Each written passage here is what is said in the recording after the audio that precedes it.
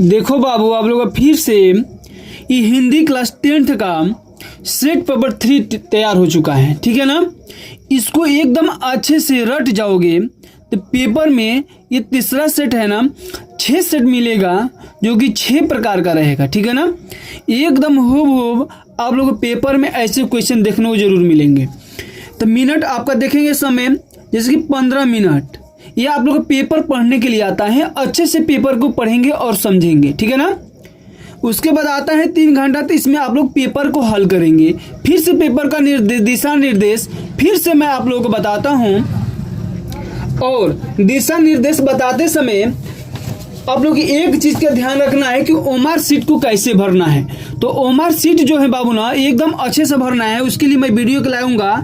देखो, ये OMR seat में आपको क्या देना है, 25 यानी 20 प्रश्नों का उत्तर देना है, जो कि 1 नंबर उस पर आधारित रहेगा, ठीक है ना। यानी 20 नंबर आपको ओमार सीट पे भरना है, जो कि 20 नंबर मिलेगा, ये ना।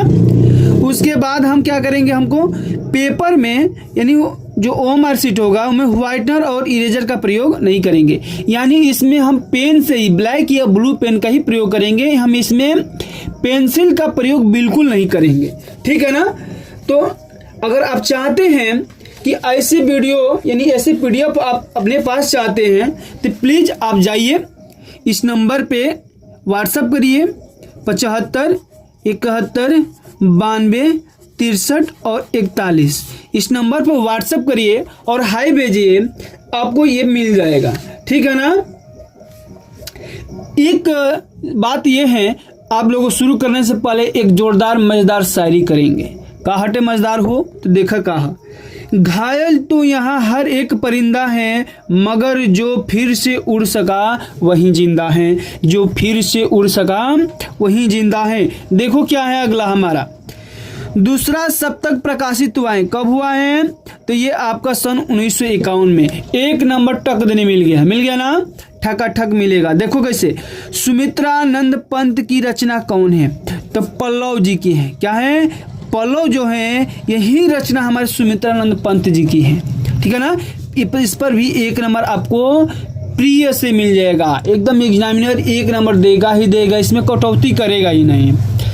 छायावादी की मुख्य विशेषता है तो प्रकृति का मानवीकरण। क्या होगा, प्रकृति का मानवीकरण। मैथिली शरण गुप्त किस युग से संबंधित है, तो द्विवेदी युग से। किस युग से बाबू, तो द्विवेदी युग से, ठीक है ना।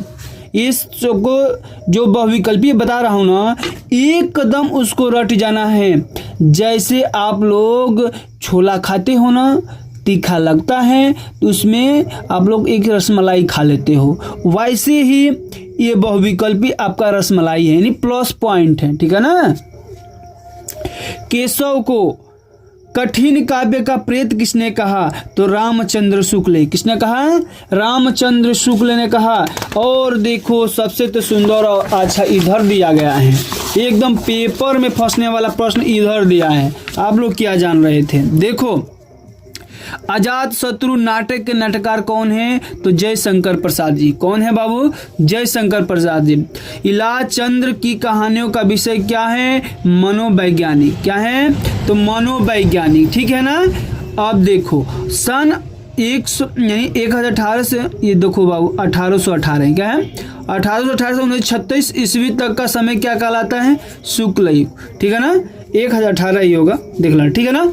उसके बाद देखो मिलान करना है, तो मिलान सबसे पहले मैला आंचल किसकी है, तो ये देखो यहाँ से हम खींच दे रहे हैं, खगेनी फणीश्वर नाथ रेणु जी की है।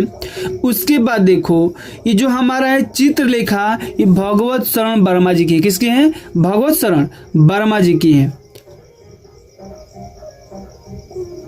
उसने कहा था, ये किसकी है, तो ये आपकी है, इनकी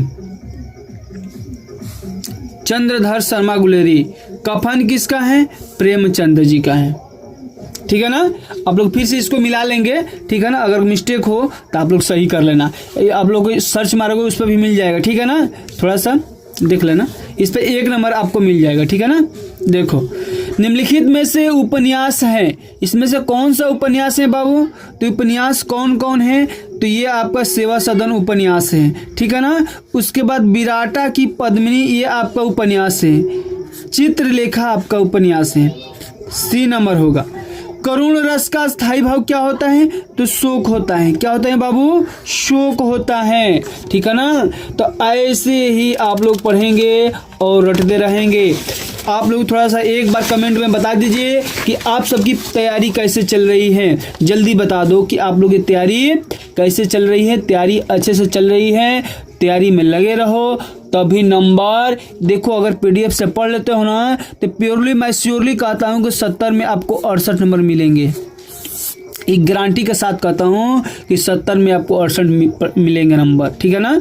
सोहत ओढ़े पित पट श्याम सलोने गात मनो नीलमणि शाले पर आत्मु प्रयोग प्रभात।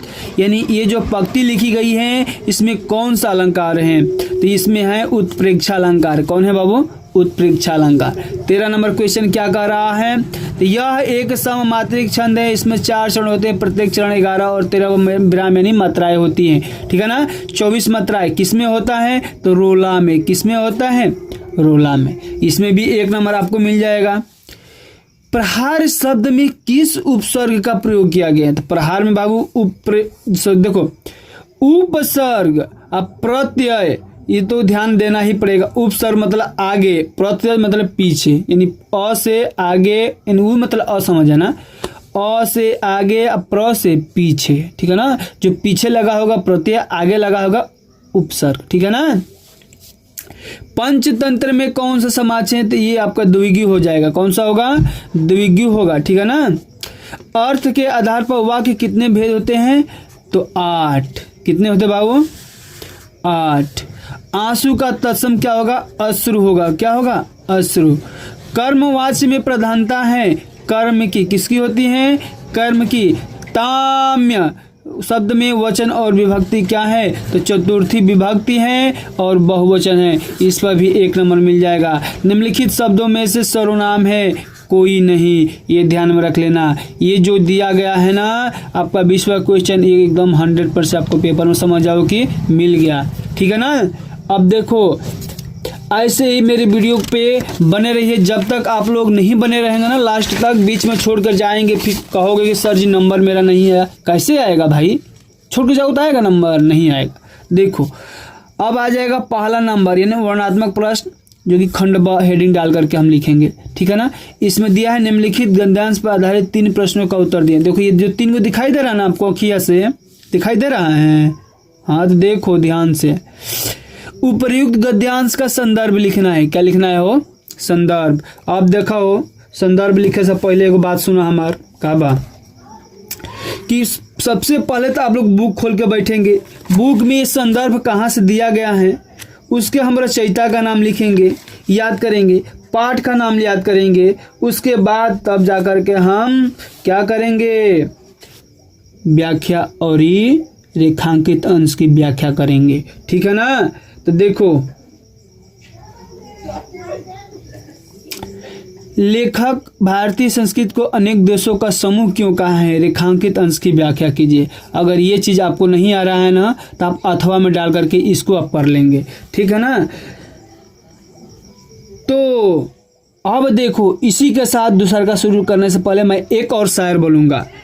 तुम्हारी सफलता पर खुद बोलेंगे, तुम्हारी सफलता पर खुद बोलेंगे गूंगे भी, बस संघर्षों के साथ यानी संघर्षों के वक्त तुम बहरे बन जाओ। अब ये ध्यान में रख लेना क्या मैं बोला हूँ उसी के साथ। अब तो बहुत अच्छे से समझ में आया होगा मेरा डायलॉग। ठीक है ना। देखो 2 नंबर।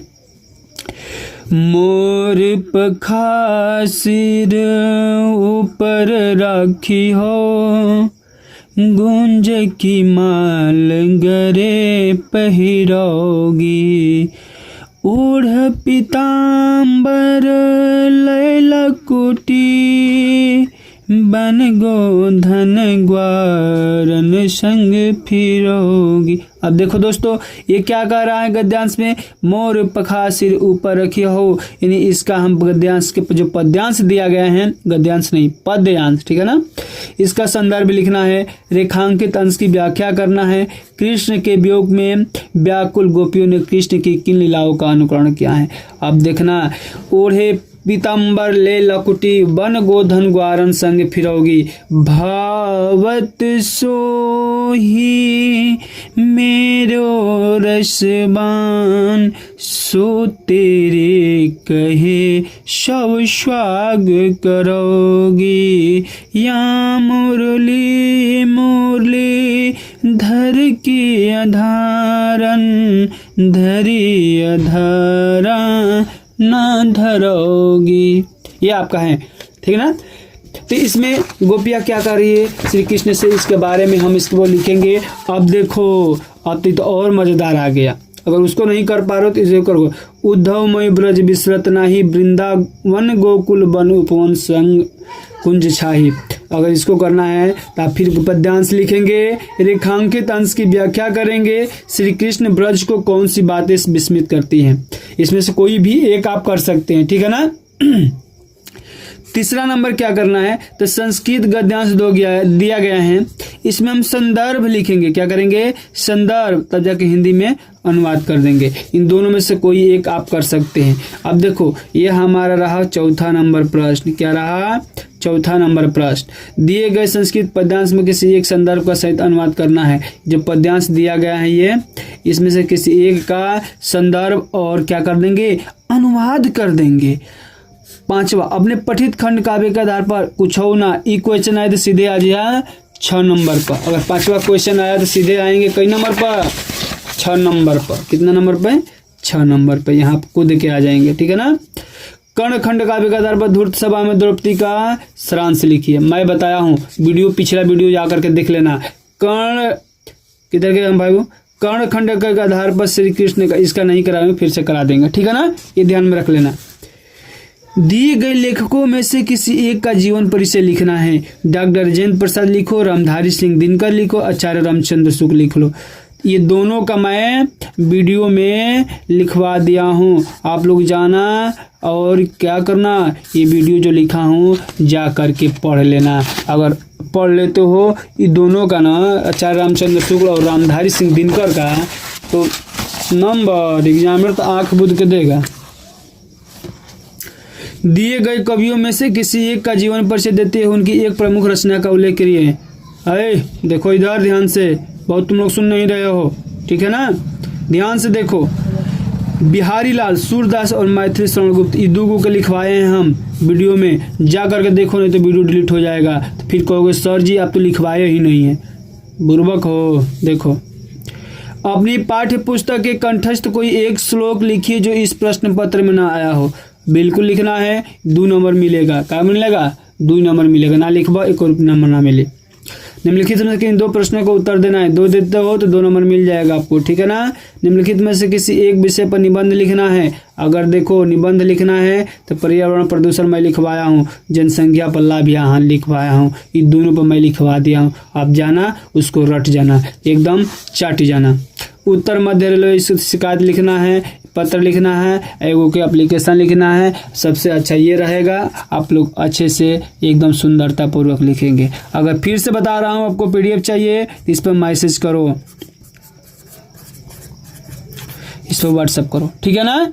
तो जय हिंद जय भारत।